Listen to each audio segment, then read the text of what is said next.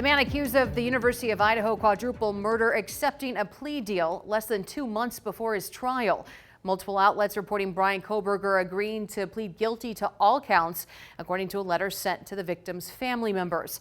He accepts 4 consecutive life sentences and waives all right to appeal, avoiding a possible death penalty. There's a hearing set for Wednesday on this. One of the victim's families, Gonsalves family, confirming the plea deal, saying they didn't expect this and they're furious the state of Idaho failed them. These 4 friends were stabbed to death: Ethan Chapin, Xana Kernodle, Madison Mogan, and Kaylee Gonsalves in a Moscow home just off the UI campus in November 2022.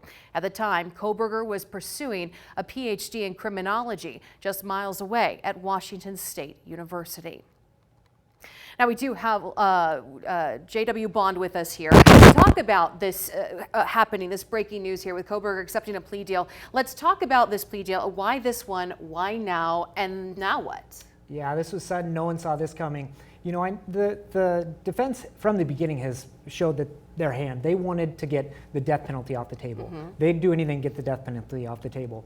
A lot of their fight in pretrial motions, you know, trying to stall, essentially, motions to continue were continuous. Their investigations were continuous, all in an attempt to really push the prosecution into this deal. And it sounds like they got it done. The prosecution wanted the maximum they could possibly get out of this deal. They want 4 consecutive life sentences. My understanding is they want him to plead guilty to the burglary as well and get the maximum 10-year sentence on there. They want everything they can get minus the death penalty.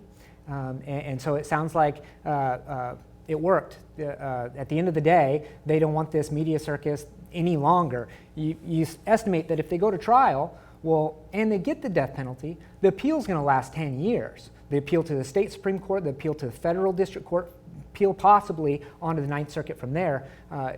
This ends it quickly and gets it over with, assuring that he's going to spend the rest of his life in prison. So is this a win for both defense and prosecution? And then we hear families upset about it. Yeah, you know, the family has to be involved. Our victims' rights statutes are very clear. The prosecution every step of the way has to notify, and they often take advice from the family on what they want, and that'll be kind of their guiding light. But it doesn't have to be that way. They can choose whether or not to follow the family's wishes or not choose. Now, taken from another perspective, some of the family members are probably ecstatic this is over.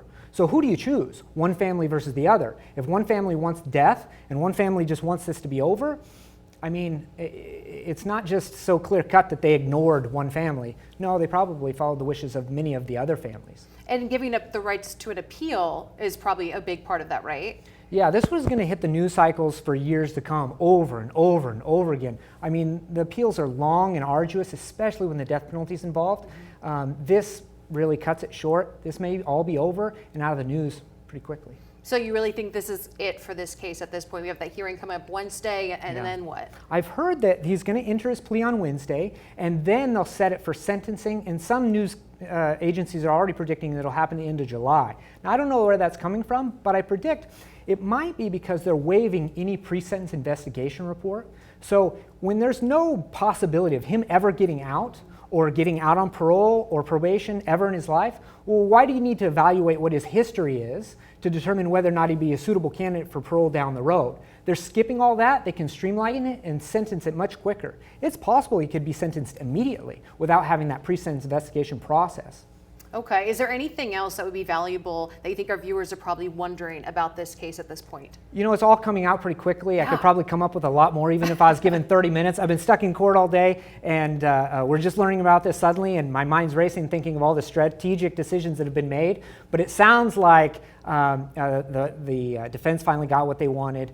There was a lot of things. As you get closer to trial, a lot of issues boil to their head, and it sounds like some issues on both sides are coming to a head. They wanted this to be over. Both sides came to an agreement they can live with, so the excitement that was planned for August maybe not going to happen after all. Now, I do have actually one more question. So there was a gag order put on this with everyone involved in the case. Now, with this happening, can we expect to learn a lot more after sentencing, or what would be the timeline for learning what was in all these documents? I mean, thousands and thousands of pages. Yeah, so he's agreeing not to appeal, and he'll enter his plea. He'll be sentenced, and then they give an appeal period anyway, 42 days after sentence. Then the case will be closed. Then everything is wide open. We'll learn a lot more at that point. Okay, and I'm sure we'll be talking to you guys more about this as this continues on. Thank you so much for coming on such short notice, getting here quick to let our viewers know exactly what is happening. Everyone's got a lot of questions with this happening, as you said, so quickly. Everything's moving so fast.